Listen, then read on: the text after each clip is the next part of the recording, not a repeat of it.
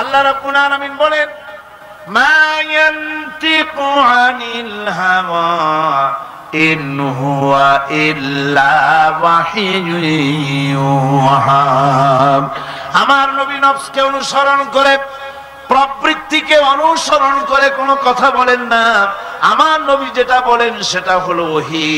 আমি যা বলতে বলি তাই তিনি বলেন। ওয়ালাউ তাকাওয়ালা আলাইনা বা'দাল আকাবিল। আমার নবী যদি নিজের থেকে বানিয়ে কোন কথা যদি কোরআনের ভিতরে আমার নামে চালায় দিতেন, আমি আল্লাহ রাব্বুল আলামিন আমার নবীর ডান হাতকে চেপে ধরতাম, আর তার কণ্ঠ নালীকে আমি আল্লাহ রাব্বুল আলামিন কেটে ফেলে দিতাম। তিনি যা বলেছেন সব কার কথা? আল্লাহ পাকের কথা। তিনি হচ্ছেন গোটা বিশ্বের সর্বশ্রেষ্ঠ চরিত্রের আধার। তার চরিত্রের সার্টিফিকেট আল্লাহ পাক দিচ্ছেন। চরিত্রের সার্টিফিকেট কে দিলেন? আল্লাহ পাক দিয়েছেন। কোরআনে কারীমের মধ্যে আল্লাহ রাব্বুল আলামিন বলেন ওয়া ইন্নাকা লাআলা খুলুকিন আযীম। নবী হে, আপনি হচ্ছেন পুত পবিত্র চরিত্রের উপরে প্রতিষ্ঠিত। সুবহানাল্লাহ ওয়া বিহামদিহি। আপনি শ্রেষ্ঠ চরিত্রের উপরে প্রতিষ্ঠিত। দেখুন রাসূল করিম সাল্লাল্লাহু আলাইহি ওয়াসাল্লাম নবুয়ত পাওয়ার পর যখন তিনি ঘরে প্রবেশ করেছেন, সর্বপ্রথম হযরত জিবরাইলের সঙ্গে জীবনের প্রথম দেখা। ভয় পেয়েছেন, শরীরে জ্বর এসেছে এবং হযরতে খাদিজাকে গিয়ে বলছেন যে আমাকে ঢেকে দাও, আমি ভয় পেয়েছি। হযরতে খাদিজাতুল কুবরা রাদিয়াল্লাহু তাআলা আনহা তিনি রাসূলকে বলছেন আবুল কাসেম, হে কাসেমের পিতা, আপনার ভয় পাওয়ার কোনো কারণ নাই। আপনাকে জিন বা শয়তান কোনো অনিষ্ট করতে পারে না, কারণ আপনি এতিমদেরকে, মিসকিনদেরকে খেতে দেন, আপনি বিধবাকে আশ্রয় দেন, আপনি প্রতিবেশীর হক আদায় করেন, আপনি আত্মীয়দের হক আদায় করেন। কি সার্টিফিকেট দিচ্ছেন? স্ত্রী তো স্বামীর জন্য ভালোবাসা দিতে পারে, মহব্বত দিতে পারে, জান দিতে পারে, কিন্তু ঈমান তো আনতে পারে না। ঈমান আনা তো এত সহজ ব্যাপার না। কিন্তু রাসূল করিম সাল্লাল্লাহু আলাইহি ওয়াসাল্লাম যখন তাকে তাওহীদের দাওয়াত দিলেন, রিসালাতের দাওয়াত দিলেন এবং বললেন আমি নবী, হযরত খাদিজা এক মুহূর্ত দেরি করেন। হযরতে খাদিজা তার কাছে রাসূলুল্লাহ যখন রিসালাতের দাওয়াত পেশ করলেন, সঙ্গে সঙ্গে হযরত খাদিজা পড়ে নিলেন লা ইলাহা ইল্লাল্লাহু মুহাম্মাদুর রাসূলুল্লাহ।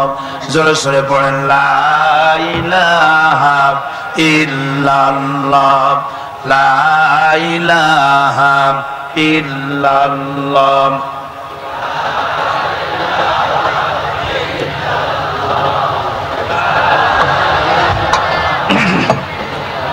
মহব্বতের সাথে জোরে জোরে পড়েন লা ইলাহা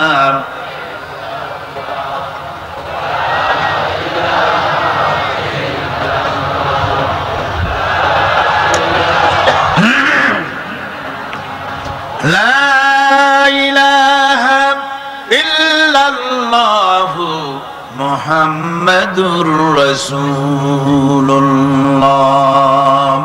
আমার বন্ধুগণ, রাসূল করিম সাল্লাল্লাহু আলাইহি ওয়াসাল্লামের উপরে স্ত্রী ঈমান আনলেন। খাদেম ছিলেন হযরতে যায়েদ। খাদেম তো তার প্রভুর জন্য জান দিতে পারে, মাল দিতে পারে, মহব্বত করতে পারে, সব পারে।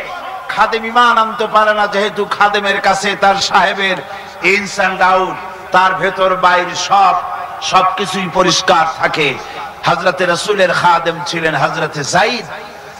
হযরত যায়েদ তার উপরে যখন 15 বছর খাদেম ছিলেন রাসূলুল্লাহ, হুজুর যখন তার কাছে দাওয়াত পেশ করলেন, যখন রিসালাতের দাওয়াত পেশ করলেন, তাওহীদের দাওয়াত দিলেন, খাদেম যায়েদ একটু চিন্তা করলেন না, সাথে সাথে পড়লেন লা ইলাহা ইল্লাল্লাহু মুহাম্মাদুর রাসূলুল্লাহ। রাসূলের বন্ধু ছিলেন হযরত আবু বকর সিদ্দিক রাদিয়াল্লাহু তাআলা আনহু। 20 বছরের বন্ধু। কত বছরের বন্ধু? 20 বছর 20 বছর বসে একজন বন্ধু আর একজন বন্ধুকে চিনতে মোটেই কিছু বাকি থাকে না। হযরত আবু বকর রাদিয়াল্লাহু তাআলা আনহু তার কাছে যখন রাসূলুল্লাহ নবুয়তের দাওয়াত পেশ করলেন, হযরতে আবু বকর রাদিয়াল্লাহু তাআলা আনহু এক মুহূর্ত দেরি করেন নাই, বলেছেন আপনার চরিত্র নবুয়তের চরিত্র আগেই বুঝতে পেরেছি, সাধারণ মানুষের চরিত্র এমন হতে পারে না। তিনিও কালেমা পড়ে মুসলমান হয়ে গেলেন। সাহাবায়ে কেরাম রাসূলের প্রতি এই মোহাব্বত, এই শ্রদ্ধা তারা পোষণ করেছেন। নবী তার চরিত্র দিয়ে মানুষের সামনে নিজেকে প্রকাশ করেছেন। তার চরিত্র দুই রকম ছিল না, চরিত্র একরকম ছিল। ব্যক্তিগত চরিত্র আর পারিবারিক চরিত্র দুই রকম না। তার ব্যক্তিগত যে চরিত্র ওইটাই ছিল তার ঘরের চরিত্র, যেটা ছিল ঘরের সেটাই ছিল বাইরের। হযরত আয়েশা সিদ্দিকা রাদিয়াল্লাহু তাআলা আনহা সাহাবীদের প্রশ্নের জবাবে বলেছেন, রাসূলের চরিত্র হচ্ছে কোরআন। রাসূলের চরিত্র কি? কোরআন। রাসূলুল্লাহ এই পৃথিবীতে কেন আসছেন? আসার কারণ হলো তিনি হচ্ছেন আদর্শ। আল্লাহর নবী বলেছেন, লাকাদ কানা লাকুম ফি রাসূলিল্লাহি উসওয়াতুন হাসানা, তোমাদের জন্য গ্রহণযোগ্য মহত্তম আদর্শ হতেছে তোমাদের রাসূল। তোমাদের রাসূলের ভিতরেই তোমাদের আদর্শ রয়েছে, তার কাছ থেকে তোমরা আদর্শ গ্রহণ করো। তিনি এতিমের আদর্শ, শিশুর আদর্শ, কিশোরদের আদর্শ, যুবকের আদর্শ, তরুণের আদর্শ, বৃদ্ধের আদর্শ, পিতার আদর্শ, নানার আদর্শ, স্বামীর আদর্শ, সেনাপতির আদর্শ, শ্রমিকের আদর্শ, রাষ্ট্রপ্রধানেরও সকলের জন্য আদর্শ। যেই যুগে বেহায়াপনার উলঙ্গপনা দিয়েছিল সমাজ ভর্তি, আল্লাহর ঘর তাওয়াফ করে নারী আর পুরুষেরা উলঙ্গ হয়ে, সেই যুগে রাসূলুল্লাহ যখন কাবা শরীফ রিকনস্ট্রাকশন হচ্ছিল, পুনর্নির্মাণ হচ্ছিল, তখন তিনি বহন করছিলেন পাথরগুলি মাথায় করে। তার চাচা তাকে বললেন, তোমার তো বড্ড কষ্ট হচ্ছে, তুমি এখন এইটাকে ঘাড়ের উপরে, লুঙ্গিটা খুলা ঘাড়ের উপরে রেখে তারপর এটা বহন করো। হুজুর যখন লুঙ্গির গিরায় হাত দিয়েছেন খুলবেন এই চিন্তা করে ঘাড়ের উপরে রেখে পাথর বহন করবেন, লুঙ্গির গিটে হাত দিয়েছেন, খোলেন নাই। লুঙ্গির গিটের উপরে হাত রেখে তিনি চিন্তা করলেন, এতগুলি লোকের সামনে কাপড়টা খুললে পরে কি শরম হবে। কাপড় তো খোলেনি নাই, শুধু খুললে পরে কি লজ্জা হবে। এই আগাম শরমের অনুভূতিতে মুহাম্মদ সাল্লাল্লাহু আলাইহি ওয়াসাল্লাম বেহুশ হয়ে জমিনের উপরে পড়ে গিয়েছেন। আদর্শ কাকে বলে? শিশুর আদর্শ, কিশোরের আদর্শ, স্বামীর আদর্শ, পিতার আদর্শ, নানার আদর্শ, গোটা পৃথিবীর সমস্ত মানুষের আদর্শ রাসূল করিম সাল্লাল্লাহু আলাইহি ওয়াসাল্লাম। তার কাছে তিনি স্ত্রীদের আদর্শ ছিলেন, তিনি নানার আদর্শ ছিলেন। ইমাম হোসাইনকে তিনি কোলে নিচ্ছেন, ঘাড়ে উঠছে বাচ্চা, বুকের উপরে উঠছে। একজন সাহাবী বলছেন, হুজুর বাচ্চা পেলে আপনি এত আদর করেন, আমার তো ৬-৭টা ছেলে মেয়ে, আমি মোটে কোলেও নি না, আর জীবনে একবার সুবাও খাই না, আমার মোটে ইচ্ছাই করে না। হুজুর বললেন, আল্লাহ যদি তোমার দিলের মধ্যে রহম পয়দা না করেন তো আমি কি করতে পারি? হুজুর বাচ্চাকে নিয়ে আদর করছেন। ইমাম হোসেনকে বলছেন, হোসেন কে বড় বলো তো, তুমি বড় না আমি বড়? হোসেন বলছেন, নানাজি আমি আপনার থেকে বড়। আশ্চর্য কথা, তুমি আমার থেকে বড় কিভাবে? হোসেন বলছেন, নানাজি বলুন তো আপনার পিতার নাম কি? হুজুর বলছেন, আমার পিতার নাম আব্দুল্লাহ। হোসেন বলছেন, এই আব্দুল্লাহ এই পর্যন্তই শেষ, আপনি তো আমার পিতার মতো পিতা পান নাই, আমার আব্বার মতো আব্বা আপনার আছে। আমার আব্বাকে বলা হয় আসাদুল্লাহিল গালিব, সমস্ত কাফেরদের জন্য বিজয়ী বীর বাঘ আমার আব্বা। এবং আমার আব্বা সম্পর্কে আপনি বলেছেন, আনা মাদিনাতুল ইলম ওয়া আলিয়ুম বাবুহা, আমি হচ্ছে একটি জ্ঞানের রাজ্য আর আলী হচ্ছে সেই রাজ্যে প্রবেশের প্রধান তোরণ। আমার বাপের মতো বাপ আছে আপনার? হুজুর আশ্চর্য হয়ে গেলেন, বাচ্চা বলে কি? হোসেন বলছেন, নানাজি এবার কোন তো দেখি, এবার বলুন তো দেখি আপনার মায়ের নাম কি? হুজুর বলছেন, আমার মায়ের নাম আমেনা। হযরত হোসেন বলছেন, এই আমেনা পর্যন্তই শেষ, কয়জনে চিনবে কর? আমার মায়ের মতো একটা মা আপনার আছে? আমার মায়ের মতো একটা মা আপনি পেয়েছেন? আমার মাকে চেনেন?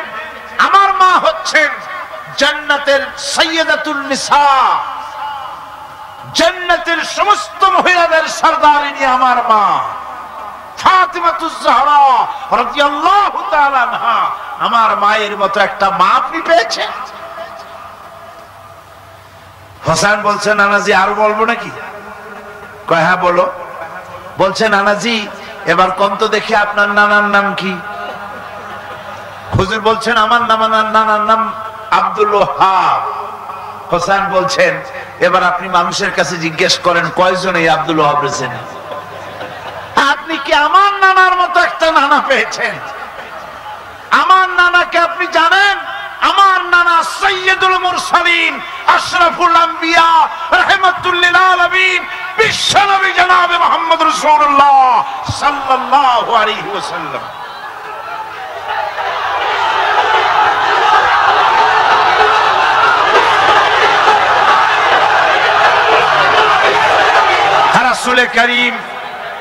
রাসূল করিম সাল্লাল্লাহু আলাইহি ওয়াসাল্লাম হোসেনকে বুকের সাথে জড়িয়ে ধরে হোসেনের ঠোঁটের উপরে, তার চিবুকের উপরে, তার গন্ডদেশে, তার কপলে বারবার চুমু খেতে লাগলেন আর বললেন, নানা আমি আজকে তোমার সামনে হেরে গেলাম। সুবহানাল্লাহ ওয়া বিহামদিহি। কি আদর করতেন তিনি বাচ্চাদেরকে। রাসূলুল্লাহ রাস্তা দিয়ে যেতেন আর বাচ্চারা খেলাধুলা ছেড়ে রাসূলের কাছে ছুটে আসতো। একবার তো রাসূলুল্লাহ একটা বাচ্চার মাথায় হাত বুলিয়ে খেলা ছেড়ে দিয়ে ছুটে আসছে। হুজুর তাকে জিজ্ঞেস করলেন, তোমার সাথে যে পাখিটা থাকতো সেই লাল পাখিটা কই? ছেলে তো কেঁদে ফেললো। ছেলে বলে ফেললো যে আপনি বিশ্বনবী, আমি একটা ছোট্ট মানুষ, আমার পাখির খবর আপনি রাখেন। সুবহানাল্লাহ ওয়া বিহামদিহি। রাসূলুল্লাহ তার চরিত্র দিয়ে মানুষকে জয় করেছিলেন, মুহাব্বত দিয়ে। তরবারি দিয়ে ইসলাম প্রতিষ্ঠিত হয় নাই, ইসলাম এসেছে মুহাব্বত দিয়ে, উদারতা দিয়ে, ভালোবাসা দিয়ে। তরবারি দিয়ে ইসলাম বিজয় হয় নাই পৃথিবীর বুকে।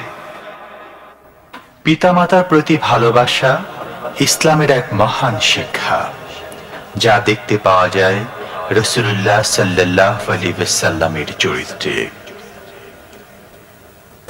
আল্লাহ রাব্বুল আলামিন বলেন, ওয়াকুল লাহুমা কাওলান কারীমা। মা বাবার সঙ্গে সম্মানজনক কথা বলো, খবরদার বেয়াদবি করবা না। আর মা বাবার জন্য, তাদের জন্য আমি আল্লাহ রাব্বুল আলামিনের কাছে দোয়া করো, রব্বিরহামহুমা কামা রাব্বায়ানি সাগীরা। পড়েন সবাই, রব্বিরহামহুমা কামা রাব্বায়ানি সাগীরা। আল্লাহ রাব্বুল আলামিন শিখায় দিলেন, বান্দারে তোর মা বাপের জন্য আমার কাছে দোয়া কর। আয় আল্লাহ, আমার মা বাপ যেমন ছোট্ট বেলায় আমাকে স্নেহের কোলে লালন পালন করেছে, মাবুদ গো আমার মা বাপকে তোমার রহমতের কোলে লালন পালন করো। আল্লাহ শিখাই দিচ্ছে। হাদিস শরীফে এসেছে, হুজুর বসে আছেন মসজিদে নববীতে, সাহাবায়ে কেরাম বসা। এক বৃদ্ধা মহিলা প্রবেশ করেছেন মসজিদে, হুজুর তাকে দেখে দাঁড়ায় গেলেন। মহিলা আসার পর নবীজি নিজের গায়ের চাদর বিছিয়ে দিলেন। মহিলা চলে যাওয়ার পর সাহাবায়ে কেরাম জিজ্ঞেস করলেন, হুজুর একজন সাধারণ মেয়ে লোকের জন্য হুজুর নিজের চাদর বিছাইলেন, বুঝলাম না ফজিলত কি, চিনলাম না মেয়ে লোকটাকে। হুজুর বলেন, সাহাবীরা চাদর তো ভালো, হক তো আদায় করতে পারি নাই, চিনতে পারো নাই, তোমরা বুঝতে পারো নাই। আমি দুনিয়া আসার পর আমার মায়ের দুধ আমার কিসমতে তেমন হয় নাই, আমি আমার মায়ের যত্ন তেমন পাই নাই, স্নেহ আদর তেমন পাই নাই। যার বুকের দুধ খাইয়া, যার কোলে কাখে চড়ে আমি বড় হয়েছি, ইনি আমার সেই দুধ মা হযরতে হালিমাতুস সাদিয়া। বন্ধুরা, মা যদি বেঁচে থাকে, রাত্রে বাড়ি গিয়ে পায়ে ধরুন, বলেন মা অন্যায় করেছি, জীবনে বহু বেয়াদবি করেছে, আমারে মাফ করে দাও। বিশ্বাস করুন, মা বাপের যদি খেদমত করেন, মা বাপ যদি রাজি থাকে, রিস্কে, খাদ্যে, টাকায়, ইজ্জতে জীবনেও কষ্ট হবে না। বিপদে অবিচলতার মুক্ত প্রতীক বিশ্বনবী মুহাম্মদ সাল্লাল্লাহু আলাইহি ওয়াসাল্লাম। সর্ব অবস্থায় আল্লাহর উপর ভরসা করে ধৈর্য ধরার ক্ষেত্রে তিনি স্থাপন করেছিলেন এক অনন্য দৃষ্টান্ত। হিজরতের ঘটনা তার প্রকৃষ্ট উদাহরণ। আমার ভাইয়েরা, বিপদে অবিচলতা আমাদেরকে পয়গম্বরেরা শিক্ষা দান করেছেন। আমরা দেখতে পেয়েছি বিশ্বনবী জনাবে মুহাম্মদুর রাসূলুল্লাহ সাল্লাল্লাহু আলাইহি ওয়াসাল্লাম হিজরতের রাত, কাফেররা চতুর্দিকে দাঁড়ানো। হযরত জিবরাইল এসে বলেন, ইয়া রাসূলুল্লাহ, হে কাফেররা চতুর্দিকে ঘিরে দাঁড়িয়েছে, গভীর রাত, এখন হাতে তাদের তরবারি, সকাল হলে পরেই তারা আপনাকে মেরে ফেলে দিবে, তাড়াতাড়ি ওঠেন, মদিনার দিকে চলে যান। আল্লাহ নবী ঘুমের থেকে জেগে হযরত আলীকে ডেকে বলেন, আলী, আল্লাহ অর্ডার করেছেন আমি মদিনায় চললাম, আমার বিছানার পরে আমার চাদর গায়ে দিয়ে শুয়ে থাকো। হযরত আলী বলেন, আল্লাহর হাবিব, আপনার চাদর গায়ে দিয়ে ঘুমিয়ে থাকবো, সকালবেলায় কাফির বেঈমানেরা আপনার বিছানার পরে আপনার চাদর গায়ে দেওয়া অবস্থায় আমি আলীকে তারা মুহাম্মদ মনে করবে, আর আমি আলীকে নবী মনে করে তারা তাদের তরবারি দিয়া কেটে কেটে টুকরা টুকরা করে আমারে বিদায় করে দেবে দুনিয়া থেকে। এতটুকুনো পরোয়া করি না, বরং আমার দিলের মধ্যে এটাই তৃপ্তি থাকবে যে আমি আলীর জীবনের বিনিময় আল্লাহর হাবিব দুনিয়ায় বেঁচে আছেন। নবীজি ঘরের থেকে বেরোলেন, চতুর্দিকে কাফেররা দাঁড়ানো। আল্লাহ নবী হাতে এক মুষ্টি বালু হাতে নিয়ে শাহাদাতুল ওযু পড়ে তিনবার দম করে বালুগুলো ছেড়ে দিলেন। বালিগুলি ঘরের চতুর্দিকে কাফেরদের চোখে চলে গেল। পরবর্তী সময় রব্বুল আলামিন ডেকে বলেন, নবীরে, বালি যখন নিক্ষেপ আপনি করেছিলেন ধুলাগুলি, আপনি তো শুধু নিক্ষেপ করেছিলেন, কিন্তু চতুর্দিকে কাফেরদের চোখে গেল কেমনে? একদিকে মেরেছিলেন, সেই দিকেই তো যাওয়ার কথা ছিল, চতুর্দিকের কাফেরের চোখে চোখে সেগুলো পৌঁছে গেল কেমনে? وَمَا رَمَيْتَ إِذْ رَمَيْتَ وَلَكِنَّ اللَّهَ رَمَى। আপনি নিক্ষেপ করেন নাই, যখন আপনি নিক্ষেপ করেছিলেন আপনি তো শুধু বালুকণা ছেড়েছেন, আর ওই বালুকণাগুলি ঘরের চতুর্দিকে সব কাফেরদের চোখে পৌঁছবার দায়িত্ব আমার কুদরত গ্রহণ করেছিল। আমার ভাইরা, নবীজি বিপদে, এতগুলি শত্রু তরবারি নিয়ে তিনি বিপদে ধৈর্যহারা হন নাই। আস্তে করে ঘরের থেকে বেরিয়ে হযরত আবু বকরের বাড়িতে গিয়ে হাজির। দরজায় গিয়ে আওয়াজ দিলেন, আবু বকর। অমনি দরজা খুলে গেল। লাব্বাইক ওয়া সাদাইক। হুজুর বলেন, আবু বকর রে, একটা ডাকে কেমনে সাড়া দিলে? তুমি কি ঘুমাইছিলে না? হযরত আবু বকর বলেন, হুজুর, আপনি বলেছেন আমাকে নিয়ে হিজরত করবেন, আমি মনে মনে চিন্তা করেছি, না জানি কত রাত্রে নবীজি আসেন, উঠতে যদি আমার দেরি হয়ে যায়, নবীজি যদি দরজার কাছে দাঁড়ায় দাঁড়ায় আমার ডাকাডাকি করে, আর আমি যদি ঘুমায় থাকি, তাহলে আল্লাহর নবীর সঙ্গে বেয়াদবি হয়ে যাবে। এই মনে করে বিছানায় না ঘুমাইয়া আপনার গলার আওয়াজ শোনার জন্য এই দরজার সঙ্গে পিঠ লাগাইয়া লাগাইয়া দাঁড়ায়া ঘুমাচ্ছিলাম। আল্লাহ নবী হযরত আবু বকরকে সঙ্গে করে নিয়ে চললেন মদিনার দিকে। উল্টা পথে রওনা করলেন। বারবার কাবা শরীফের দিকে তাকাতে লাগলেন।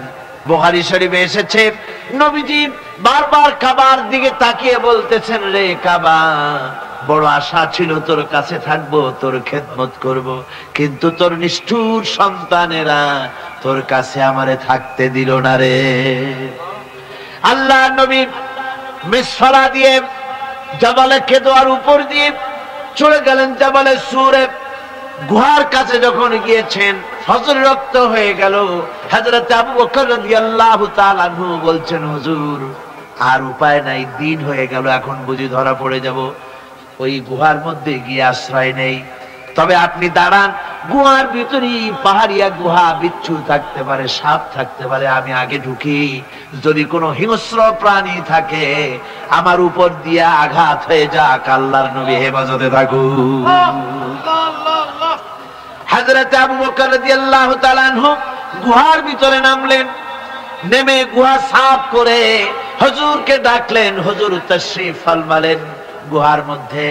হুজুর বলেন, আবু বকর, হেঁটে হেঁটে কষ্ট হয়ে গেছে, তুমি বসো, তোমার উরুর উপরে মাথা রেখে আমি একটু ঘুমায়ে যাই। আল্লাহর হাবিব ঘুমায় গেলেন। হযরত আবু বকর লক্ষ্য করে দেখেন চতুর্দিকে অনেকগুলি গর্ত দেখা যায়। এই গর্ত থেকে সাপ আসতে পারে, বিচ্ছু আসতে পারে মনে করে নিজের গায়ের চাদর ছিঁড়ে ছিঁড়ে গর্তগুলি বন্ধ করা শুরু করে দিলেন। কয়েকটা গর্ত বন্ধ করার মতো চাদর আর নাই, পাও দিয়ে চেপে ধরলেন। এক পাহাড়িয়া বিষধর সাপ বেরোবার জন্য চেষ্টা করে বেরোবার পথ খুঁজে নেই পেয়ে হযরত আবু বকরের পায়ের উপরে দংশন করেছে। বিষের যন্ত্রণায় হযরত আবু বকরের চোখ থেকে পানি দরদর করে পড়ছে।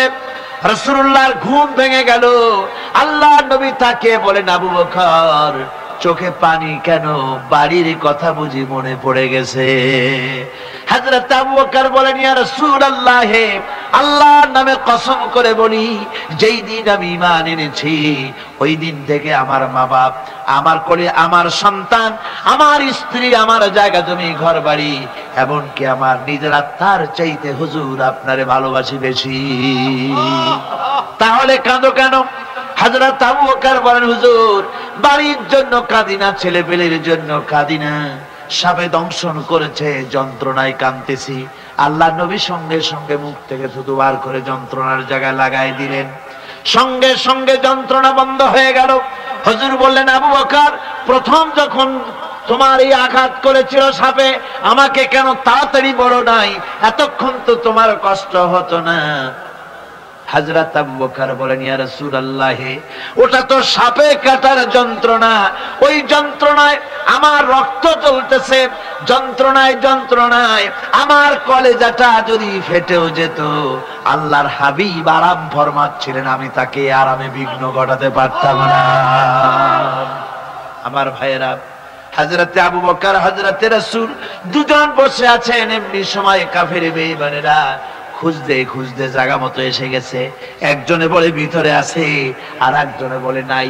পায়ের যদি থাকবে তাহলে মাকড়সায় জাল বুনালো কি করে, পাখি ডিম পেড়ে বসে আছে কি করে, তাদের সন্দেহ হতে লাগলো। এর মধ্যে না একজন বলে আছে আর একজন বলে নাই। হযরত আবু বকর ভয়ের চোটে কেঁদে ফেলেছেন, হুজুর আর উপায় নাই। এই যে অবস্থা, এই অবস্থার ভিতরে, এই অবস্থার ভেতরেও আল্লাহ নবী এতটুকু ঘাবড়ে যান নাই। শত্রুরা তরবারি নিয়ে এসেছে, সুযোগ পেলেই একটু তাকালেই দেখতে পাবে, তুলে মেরে ফেলে দেবে। আল্লাহর হাবিব মোটেই ধৈর্য হারালেন না, এতটুকু হতাশ হলেন না।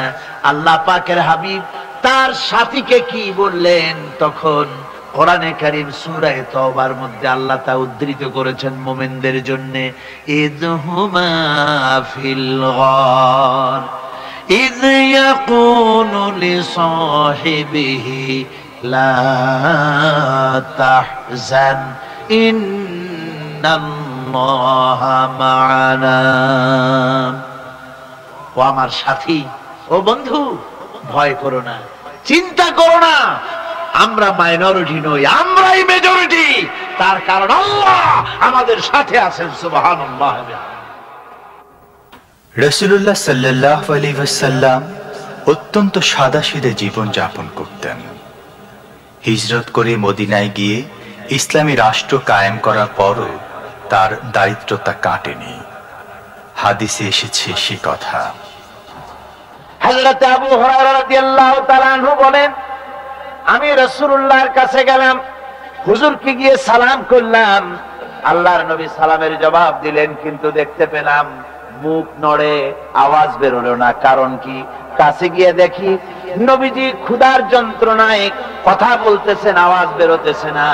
এত ক্ষুধা লেগেছে আল্লাহর নবীর। 2-4 দিন চলে গেছে, খাবার নাই।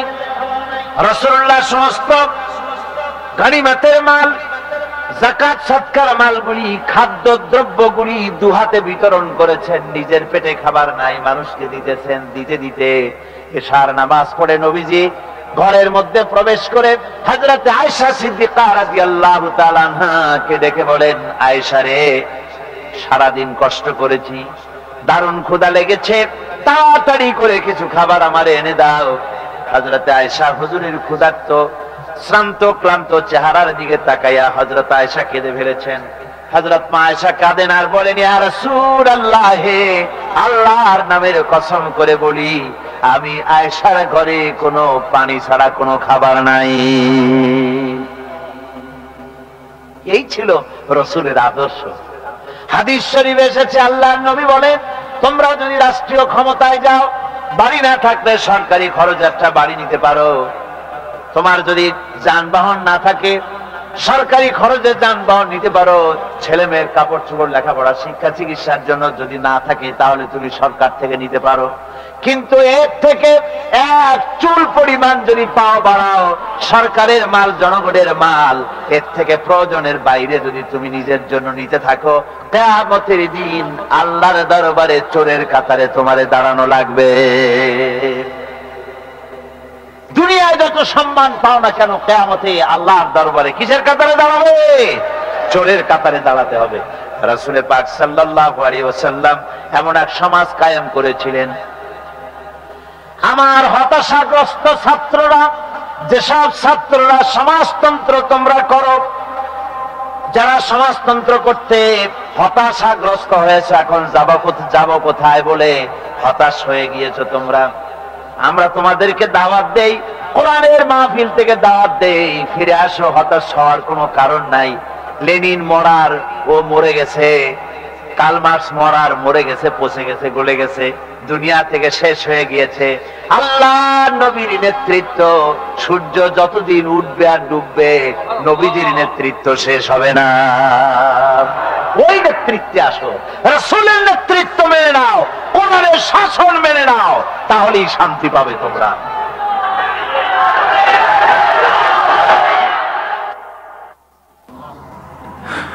আল্লাহর নবী দুপুরে আরাম করতেছিলেন। হযরত ওমর বলেন, আমি দেখতে গিয়েছিলাম রাসূলুল্লাহকে, আমি যাই সালাম দিলাম, হুজুর উঠে বসলেন। আমি দেখি খেজুরের পাতা দিয়া বুনানো দড়ি, সেই দড়ি দিয়া বুনানো খাটিয়া এখনো মক্কা মদিনায় আছে, যারা হজ করতে গেছেন দেখেছেন। ওই দড়ি দিয়া বুনানো খাটিয়া, ওর উপরে তোশক নাই, বিছানার চাদর নাই, নিজের হাত মোবারক মাথার তলে দিয়া রাসূল শুয়ে আছেন। ওমরকে দেখে হুজুর উঠে বসলেন। ওমর বলেন, আমি রাসূলের পিঠের দিকে তাকায় দেখি দড়িগুলোর দাগ কেটে আছে। আমি সহ্য করতে পারলাম না। আমি শিশুর মতো ডুকরি কেঁদে উঠলাম, বললাম, ইয়া রাসূলুল্লাহ, এই পৃথিবীর কাফির বেঈমানেরা এত শান্তি করলো দুনিয়ায়, আর আল্লাহর হাবিবের পিঠে দড়ির দাগ বরদাস্ত করতে পারছি না। আপনি আমার অনুমতি দেন, একটা তোশক আপনার জন্য বানায় দেই। হুজুর আমার বলেন, ওমর রে, শোনো, দুনিয়ায় শান্তি করার জন্য আমি আসি নাই। আমি যদি হুকুম করি উহুদ পাহাড় আমার জন্য সোনায় পরিণত হয়ে যা, উহুদ পাহাড়টা আমার জন্য সোনা হয়ে যেতে পারে। আমি দুনিয়ায় শান্তির জন্য আসি নাই, এসেছি মানবতার মুক্তির জন্য। পৃথিবীর মানুষগুলিকে বাঁচাতে এসেছি, সাদা কালো মানুষের ব্যবধান দূর করতে এসেছি। রাসূলুল্লাহ নারীর অধিকার দিলেন, সাদা কালো মানুষের ব্যবধান দূর করে দিলেন। পাহাড় সমান উঁচা সাদা কালা মানুষের অধিকারকে প্রতিষ্ঠিত করলেন। বললেন, মানুষে মানুষে কোনো পার্থক্য নাই। আরবের উপরে অনারবের, অনারবের উপরে আরবের, ভাষার, সাদার উপরে কালোর, কালোর উপরে সাদার, কোন বর্ণ বৈষম্য ইত্যাদি দিয়ে মানুষের ফজিলত হয় না, মানুষের মর্যাদা বাড়ে। ইন্না আকরামাকুম ইনদাল্লাহি আতকাকুম, মানুষের মধ্যে মর্যাদা তোমাদের মধ্যে আল্লাহর কাছে তার, যে ব্যক্তি তোমাদের মধ্যে আল্লাহকে বেশি ভয় করে। সুবহানাল্লাহ কোন, সুবহানাল্লাহ কোন। আমার ভাইয়েরা, নবীজি মদিনা মুনাওয়ারায় ইসলামী রাষ্ট্রের রাষ্ট্রপ্রধান হয়েছেন। আজ বাজারে যেতেছেন, যাওয়ার সময় ডেকে ডেকে বলেন, বিধবাদের বাড়ির সামনে দিয়ে যায়, তোমাদের বাজার লাগবে নাকি? এতিমের বাড়ির সামনে থেকে যায়, তোমাদের বাজার লাগবে নাকি? আমারে বলো, আমি বাজার করে এনে দেব। নিজের পেটে খাবার নাই, দুয়ারে দুয়ারে খাবার পৌঁছে গেছে, খাবারের অভাব নাই, মানুষ খাওয়া পেয়েছে, পড়া পেয়েছে, চুরি ডাকাতি বন্ধ হয়ে গেছে। হুজুর বলেন, খায়রুল কুরুনে কারনি, সর্বশ্রেষ্ঠ যুগ আমার যুগ। সুদ বন্ধ হয়ে গেল। রাসূলুল্লাহ বললেন, সুদ আর চলবে না, হারাম। সুদ বন্ধ হয়ে গেল। হুজুর ব্যাংক চালু করে দিলেন। ব্যাংকের নাম হলো বাইতুল মাল। কি নাম হলো? এই ব্যাংক যেদিন রাসূলুল্লাহ উদ্বোধন করেন, আল্লাহ নবী বাইতুল মাল ব্যাংক উদ্বোধনের দিনে যে বক্তৃতা করলেন, বুখারীতে সেই বক্তৃতা লেখা হয়ে গেল। আল্লাহ নবী বলেন, মান তারাকা দায়নান আও দিয়ান ফালাইয়া। আমার এই রাষ্ট্রের ভিতরে কোন মানুষ যদি ঋণগ্রস্ত অবস্থায় মারা যায় আর ঋণ পরিশোধ করার মতো অর্থ যদি তার কাছে না থাকে, তাহলে তার ঋণ পরিশোধের দায়িত্ব তার বিধবা স্ত্রী আর তার এতিম বাল বাচ্চার সব দায়িত্ব আমি মুহাম্মদ সাল্লাল্লাহু আলাইহি ওয়াসাল্লাম আমার কাঁধের উপরে উঠাইয়া নিলাম। এমন সুন্দর রাষ্ট্র চালু হয়ে গেছে, মানুষ খাবার পেয়েছে, পড়ার পেয়েছে। বুড়োরা, যাদের কাজ নাই, বুড়ো মানুষ কাজ করতে পারে না, তারা বসে বসে খাবারের ব্যবস্থা হয়ে গেছে। যুবকদের চাকরি হয়ে গেছে, বেকার কেউ আর বেকার নাই, সব কাজে ব্যস্ত হয়ে গেছে, মানুষের কাছে কাজ মিলেছে। কৃষক তাদের উৎপাদিত পণ্যের সঠিক মূল্য পাচ্ছে, শ্রমিক শ্রমের মর্যাদা পাচ্ছে, শ্রমিক মর্যাদা পাচ্ছে। রাসূলুল্লাহ বলেছেন, শ্রমিক আর মালিক মনিব আর গোলামের সম্পর্ক না, সম্পর্ক ভাই ভাই। সম্পর্ক কি? শ্রমিকের মর্যাদা রাসূলুল্লাহ এভাবে দিলেন, নিজে শ্রম দিলেন।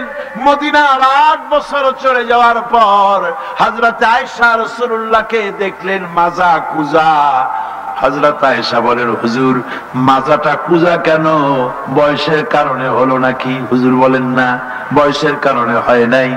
এই মদিনার চতুর্দিকে কাফির বেঈমানেরা যখন মদিনাকে আক্রমণ করেছিল, আমি তখন মদিনার চতুর্দিকে খন্দক পরিখা খনন করেছিলাম, 3 মাইল লম্বা, 15 ফিট গভীর, 30 ফিট চওড়া। সাহাবীরা মাটি কেটেছে, আমি মাটি বহন করেছি, আবার আমি মাটি কেটেছি, সাহাবীরা মাটি কেটেছে। মাটি কেটে আর মাটির ঝুড়ি বহন করে করে কোমরে যে বেদনা হয়েছিল, আজ পর্যন্ত সেই বেদনা সেরে যায় নাই। এই হলো আমার রাসূল, এ হলো বিশ্ব নবী। কি নবী? চিল্লা এখন, কি নবী?